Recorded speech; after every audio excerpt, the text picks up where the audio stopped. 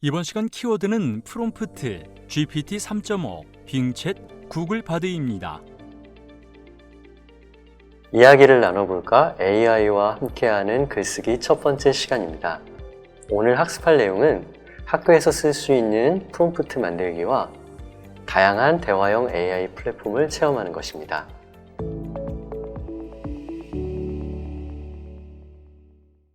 GPT 3.5를 활용하기 적합한 분야에 대해서 말씀을 드리도록 하겠습니다. 5가지가 대표적인데요. 첫 번째는 번역 활용하기, 두 번째는 내용 유목화 및 요약하기, 세 번째는 목차 작성하기, 네 번째는 아이디어 도출하기, 그리고 다섯 번째는 스토리 작성하기입니다. 번역 활용하기는 여러분 아시다시피 영어를 한국어로 바꿔주는 것들인데요. 챗GPT가 나오면서 번역이 훨씬 더 수준이 좋아졌습니다.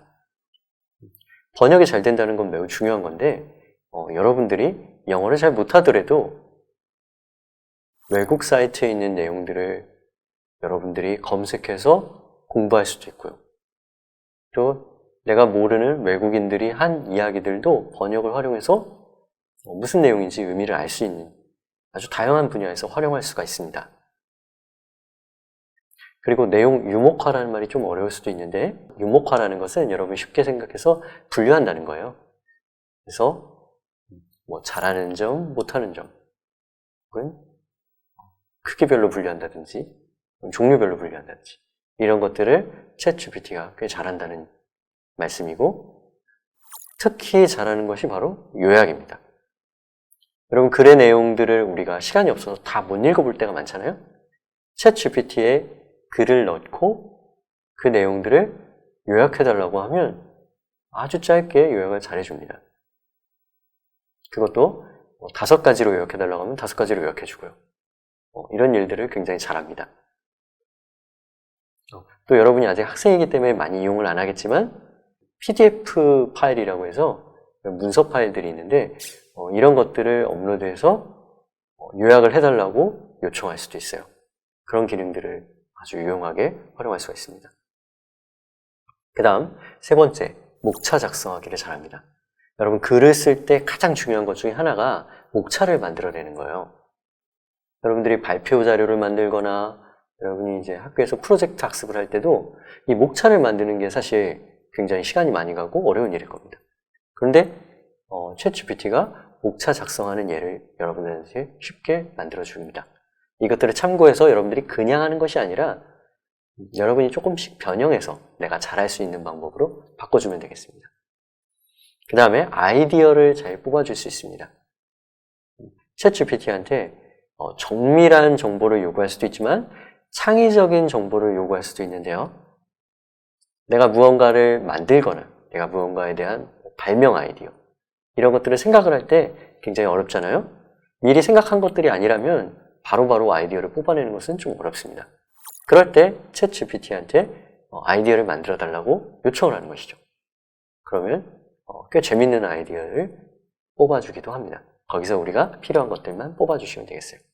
그 다음 5번째, 스토리를 만들어줄 수 있습니다. 이야기를 만들어줄 수 있는 거죠.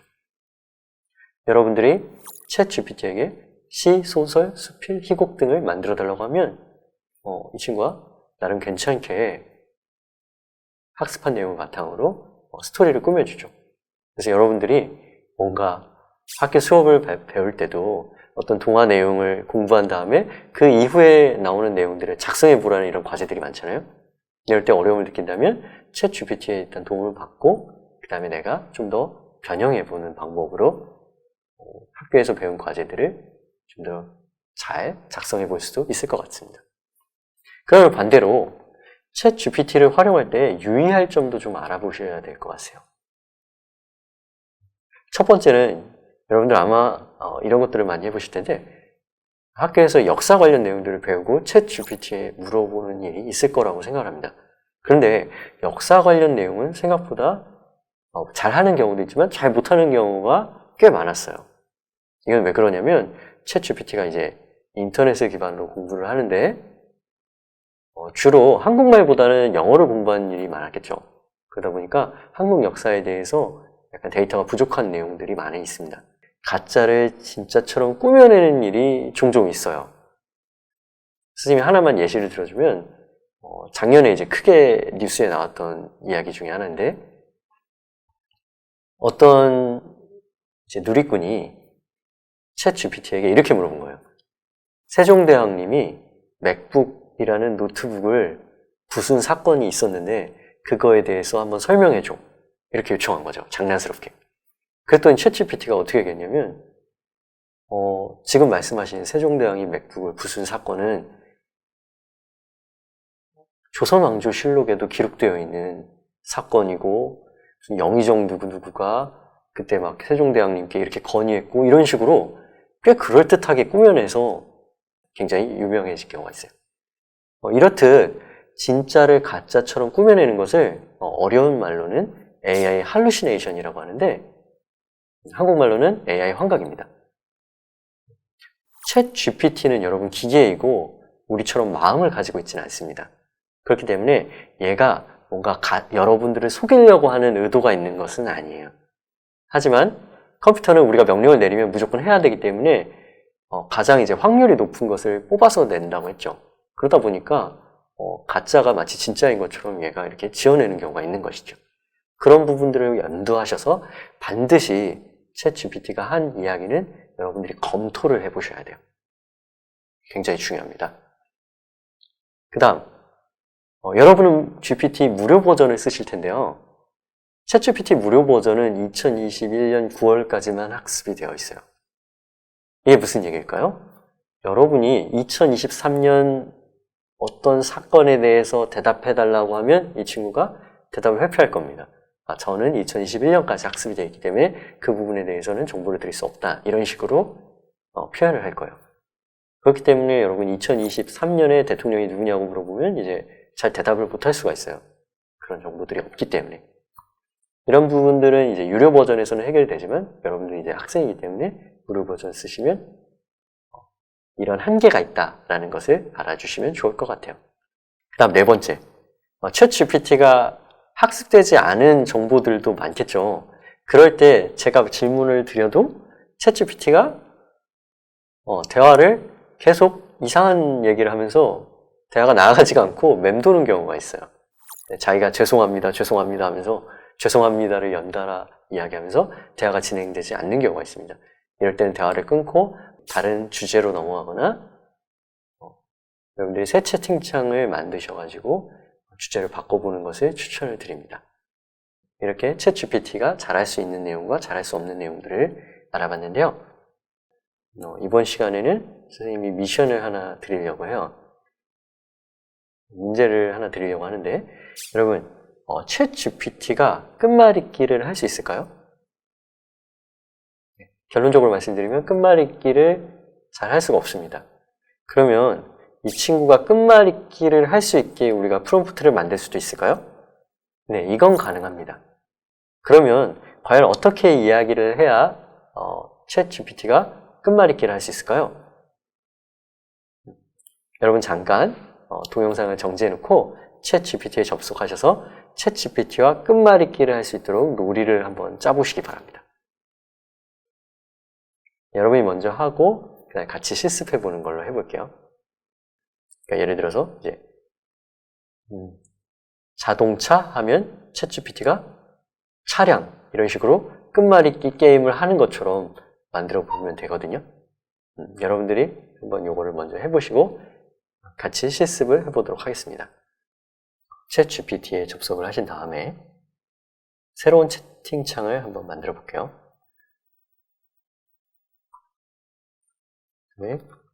먼저 끝말잇기 게임을 할 거야 라고 내려줄 겁니다. 네, 규칙이 있다고 알려줄 거고요. 근데 여러분 여기서 이제 연속적으로 쓰면 보기가 헷갈리니까 여러분 우리가 이제 엔터를 쳐서 아래로 가고 싶은데 엔터 치면 바로 물어보잖아요. 이럴 때 쓰실 수 있는 게 화면 왼쪽에 키보드에 여러분 Shift 버튼이 있을 거고 그 다음에 엔터 버튼이 있을 겁니다. Shift 엔터를 같이 눌러보세요. 그러면 줄바꿈이 됩니다. 이 규칙에 대해서 1, 2, 3, 4, 5 이렇게 설명을 해주시면 됩니다. 첫 번째, 참가자는 너 너와 나야 이렇게 알려주고 그 다음에 내가 먼저 말할 거야. 단어를 말한다 이렇게 할게요. 그다음에 세 번째는 내가 말한 단어의 끝 글자를 처음에 오도록 하여 단어를 말해봐. 이렇게 해보겠습니다. 여러분 규칙이 완전하지 않아도 추가 규칙을 통해서 챗 GPT한테 할 수 있거든요. 이런 연습을 해보시면 좀 프롬프트 작성하는데 실력이 올라갈 겁니다. 한번 해볼게요. 네. 챗 GPT가 지금 뭔가 하나 실수했죠? 내가 먼저 단어를 말한다고 했는데 챗 GPT가 먼저 말했습니다. 그런데 과연 잘하는지 한번 볼게요. 제가 사과라고 했으니까 과일이라고 답변해 보겠습니다. 그럼 이 친구가 과연 1 뭐라고 대답하는지 한번 볼게요. 일요일 이렇게 말했네요.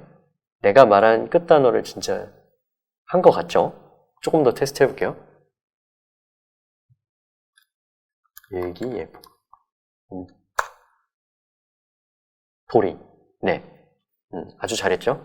이런 식으로 여러분 프롬프트를 작성하실 때 얘가 어떻게 하면 될지 규칙을 이렇게 적용해서 순차적으로 배열해가지고 질문을 하시면 챗 GPT를 여러분이 훈련시키면서 내가 원하는 답변을 끌어내실 수 있습니다. 다른 예시를 한번 볼게요. 그 다음에 챗 GPT와 여러분이 할 수 있는 것 중에 하나가 수학 문제를 만들고 답변해 보는 것입니다. 수학 문제 같은 경우는 답이 국어나 사회 같은 것과 달리 분명하게 정해져 있는 경우가 많잖아요. 그러다 보니까 컴퓨터인 챗 GPT도 수학 문제를 꽤 잘 풉니다. 여기서 좀 좋은 점이 뭐냐면 여러분 수준에 이제 맞는 문제를 만들어 달라고 하면 얘가 문제를 만들어줘요. 그리고 그 문제를 여러분이 풀어보고서 이게 맞는지 체킹을 받을 수가 있습니다. 그 여러분이 틀렸어도 GPT가 답까지 알려주고 해설도 해줘요. 그러니까 여러분들이 혼자 공부하실 때 도움을 받을 수가 있는 거죠. 질문하는 방법은 다음과 같습니다. 수학 문제를 만들어 달라고 할 거고요. 중학교 수준의 문제이며 중학생들 수열을 배우죠? 수열로 해볼게요. 수열과 관련된 문제를 만드는데 객관식 두 문항, 주관식 한 문항 이렇게 물어볼게요.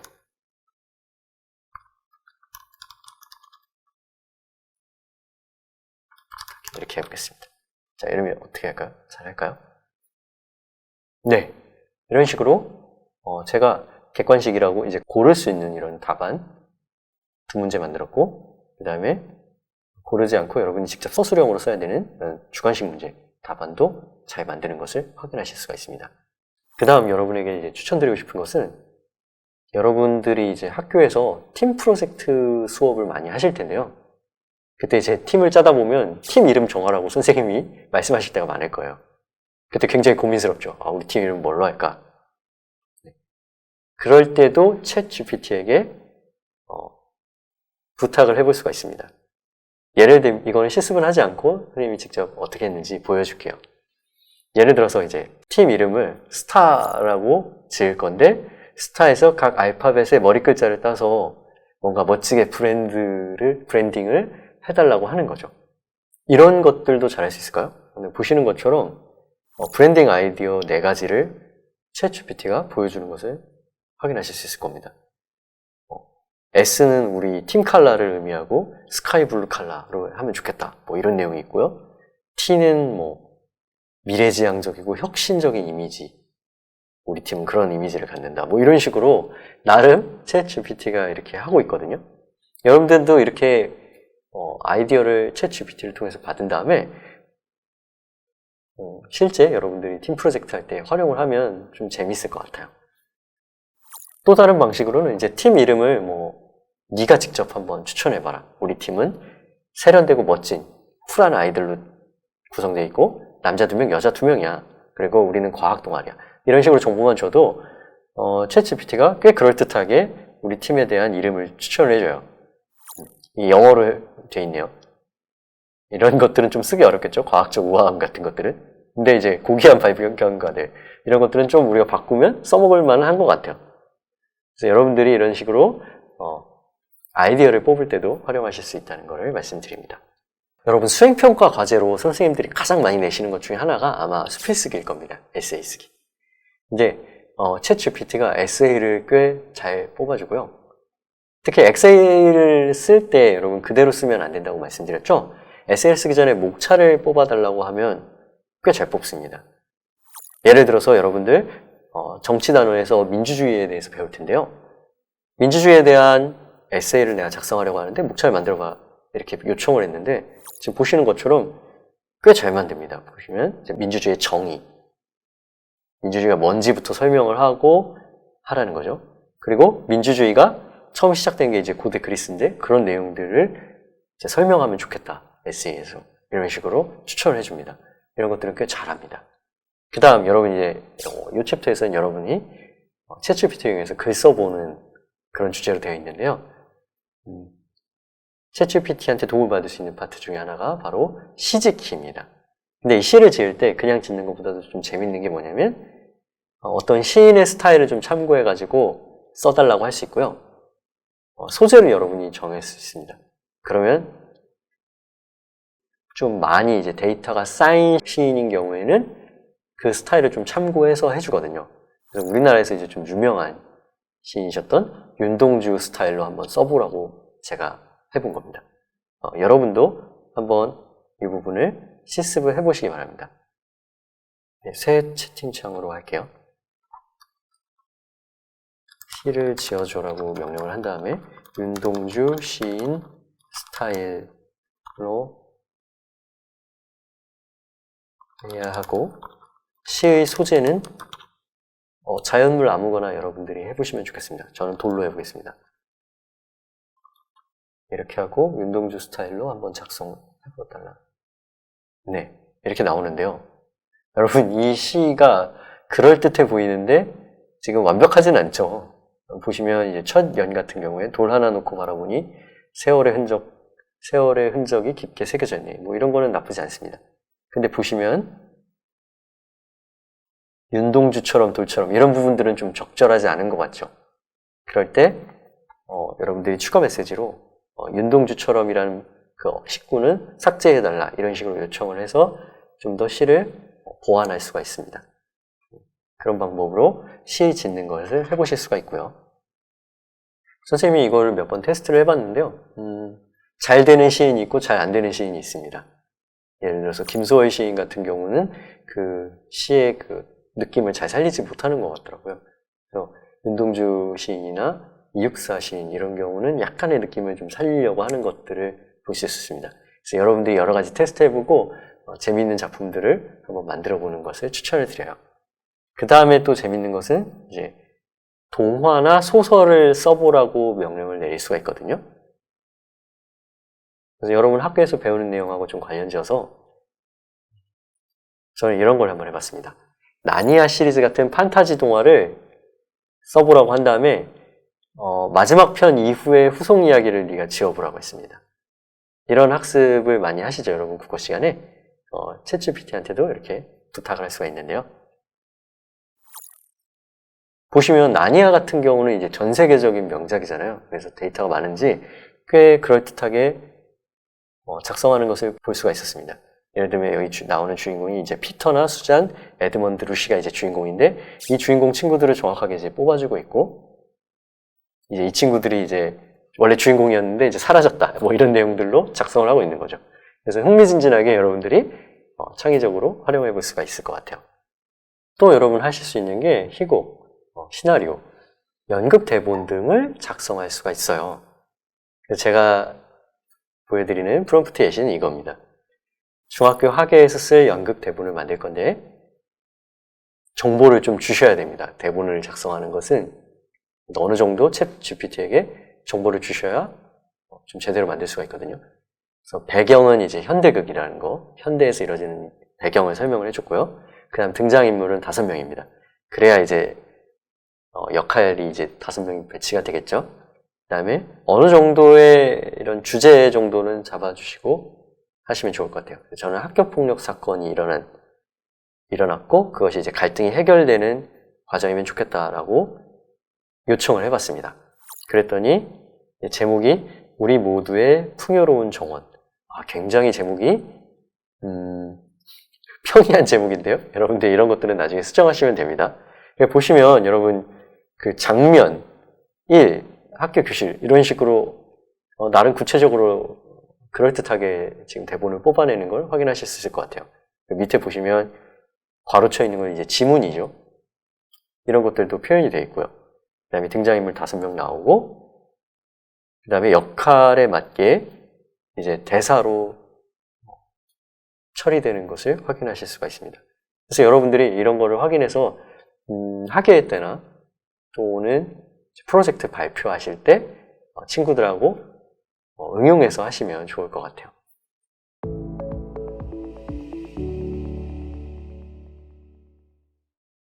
근데 여러분 여기서 이제 GPT를 활용하실 때 여러분들 보고서 작성하는 일들도 있을 거예요. 과학이나 사회 같은 경우. 근데 보고서는 이제 논리나 정확성이 매우 중요하거든요. 근데 이때는 GPT만 활용하는 것보다는 빙챗에서도 이제 대화형 AI를 지원하는데 이런 것들을 활용하시면 좀 도움이 됩니다. 왜냐하면 빙챗에서는 이제 출처를 확보할 수가 있거든요. 그래서 빙챗을 활용하는 방법들을 잠깐 보여드리려고 합니다. 근데 여러분 빙을 사용하실 때 빙을 사용하시는 거는 문제가 없는데 빙의 이제 채팅 기능이나 나중에 이제 이미지를 생성하는 거를 활용하실 때는 반드시 회원가입이 돼 있으셔야 됩니다. 근데 빙은 이제 마이크로소프트라는 회사의 그 검색 엔진이기 때문에 구글 회원가입은 안 돼요. 그래서 여러분 여기서는 마이크로소프트 회원가입을 해주셔야 합니다. 마이크로소프트 회원가입하는 것들은 선생님이 간단하게 이제 그림으로만 보여주려고 하는데요.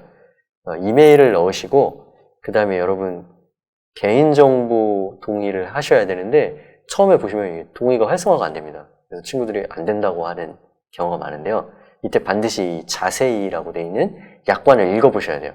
자세히 꼭 들어가셔서 뒤로 가기를 하셔야 이 동의가 색깔이 바뀌어요. 그래서 여러분들 그렇게 하셔야 동의가 된다는 거 말씀을 드리고요. 그 다음에 여러분 이메일 하나 주소가 있으실 텐데요.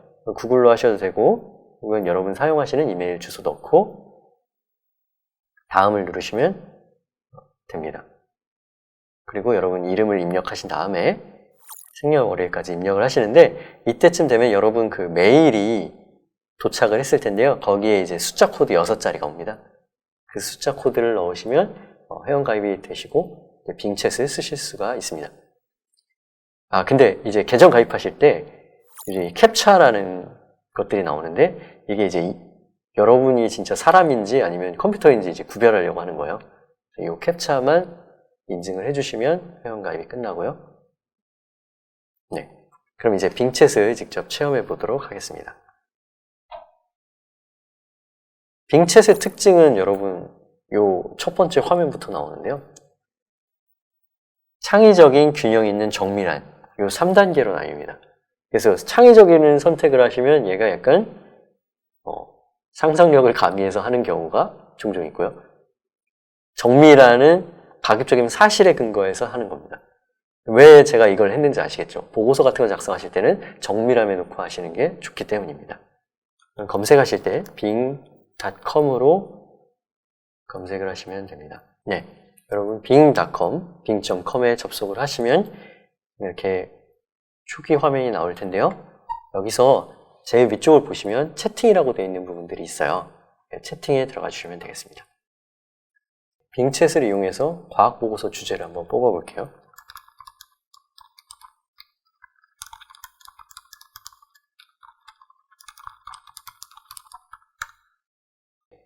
여기서 여러분 빙챗의 특징을 보실 수가 있는데요. 아래 보시면 이 문서가 어디서 왔는지 출처를 확인할 수가 있어요. 대화형 AI에서 가장 위험한 것 중에 하나가 이제 가짜 정보들을 생성하는 경우가 많다는 것인데 여러분 이런 출처가 있기 때문에 출처를 따라가 보면 이게 정확한 정보인지 좀 확인할 수가 있잖아요. 그래서 그런 점을 빙챗에서는 좀 잘 활용할 수가 있는 부분이고요. 네, 빙챗의 특징 중에 하나는 이런 식으로 밑에 보시면 추천 후속 질문을 고를 수가 있게 되어 있습니다. 그래서 이것들을 누르면 그거에 대한 답변을 빙챗이 이어나가게 되죠. 그래서 이런 도움을 좀 받을 수 있는 장점이 있는 것 같아요. 그리고 마지막으로 또 유용한 대화형 AI를 하나 더 소개시켜 드릴게요. 이거는 구글 바드입니다. 구글 바드도 특징이 있습니다. 구글 바드 같은 경우에는 여기 있는 예시 프롬프트를 한번 눌러볼게요. 1월 에든버러라는 도시에서 5살 남자아이와 함께 4박 5일 여행 일정을 계획 세워줘. 이런 식으로 했을 때 이렇게 나오죠. GPT나 빙챗과 이제 구글 바드가 가장 다른 점은 뭐냐면 여기 숨어 있는데 이 다른 답안 보기를 눌러보셔야 합니다. 눌러보시면 답안 1, 2, 3이 있거든요. 그래서 여러분 정해진 답변대로 가는 게 아니라 이 세 가지 추천 중에 하나를 골라서 답변을 받을 수 있다는 장점이 있죠. 이런 식으로 각 대화형 AI마다 장점들이 있는데 여러분들이 원하시는 목적에 따라서 골라 선택을 하시면 여러분들이 활용하시는데 큰 도움이 될 거라고 생각을 합니다.